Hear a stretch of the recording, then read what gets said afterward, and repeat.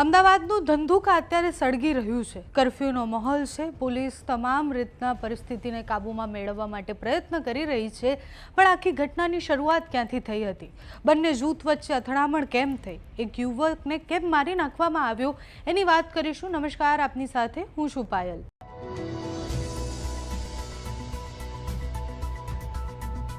અમદાવાદ જિલ્લાના ધંધુકા શહેરમાં એક હિન્દુ યુવક અને ભરવાડ સમાજના યુવક પર હુમલો કરવામાં આવ્યો। બે કોમ આમને સામને આવી ગઈ। અગાઉ બનેલી કિશન ભરવાડની ઘટના પછી એ કેસ પછી બીજી વખત આવી ઘટના બની અને એના કારણે હવે ત્યાં ઉગ્ર આક્રોશ ફાટી નીકળ્યો છે। આ ઘટનાને પગલે બે ધર્મના લોકો સામસામે આવી ગયા, એટલે હિન્દુ મુસ્લિમ સામસામે આવી ગયા। અતિશય તંગ પરિસ્થિતિ બની ગઈ છે। હાલ સ્થિતિ કાબુ મેળવવા માટે પોલીસનો ખડકલો ત્યાં તૈનાત કરી દેવામાં આવ્યો છે। ધંધુકા આખું પોલીસ છાવણીમાં ફેરવાઈ ગયું છે।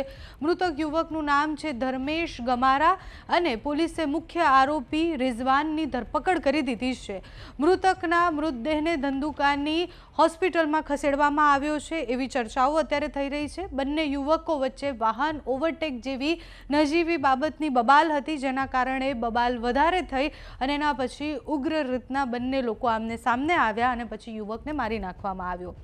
જે યુવક છે એના મૃત્યુ પછી વિરોધ અત્યારે ફાટી નીકળ્યો છે। ટોળે ટોળા ગામમાં આવી ગયા છે, સાથે જેટલી દુકાનો છે ત્યાં આગ ચાંપવા જેવી ઘટનાઓ બની છે। હિંસક વાતાવરણ ત્યાં અત્યારે છે। ધંધુકાના પાડિયાદ રોડ અને મુખ્ય સર્કલ પાસે ટોળા જે હતા એમને છૂટા પાડવાનો પ્રયાસ કરવામાં આવ્યો છે। ભારે લાગણી જેવી પરિસ્થિતિ અત્યારે એ આખા ગામમાં છે। અચાનક જ જે ટોળે ટોળા ઉમટી આવ્યા એના પછી સ્થિતિ વણસી હતી અને એના પછી પોલીસ ત્યાં તૈનાત કરવામાં આવી।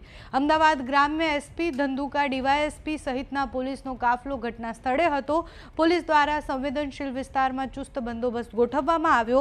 પરિસ્થિતિ કાબૂમાં લેવા માટે પેટ્રોલિંગ શરૂ કરી દેવામાં આવી। અમદાવાદ એસપીએ સત્તાવાર પુષ્ટિ કરી છે કે મુખ્ય આરોપીની ધરપકડ કરી દેવામાં આવી છે।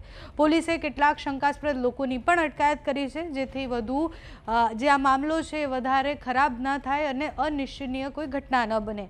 અમદાવાદ એસપીએ પુષ્ટિ કરી દીધી છે કે જેણે હુમલો કર્યો હતો એ વ્યક્તિને પકડી લેવામાં આવ્યો છે। સાથે જ નજીવી બાબત એટલે બાઇક ઓવરટેક કરવા જેવી બાબતની બબાલ હતી એ પણ વાત અત્યારે પ્રાથમિક રીતના સામે આવી છે। કિશન ભરવાડનો કેસ અને એના પછી વધુ એક ભરવાડ સમાજના યુવક પર થયેલો હુમલો અત્યારે સમાજમાં ખૂબ આક્રોશ છે।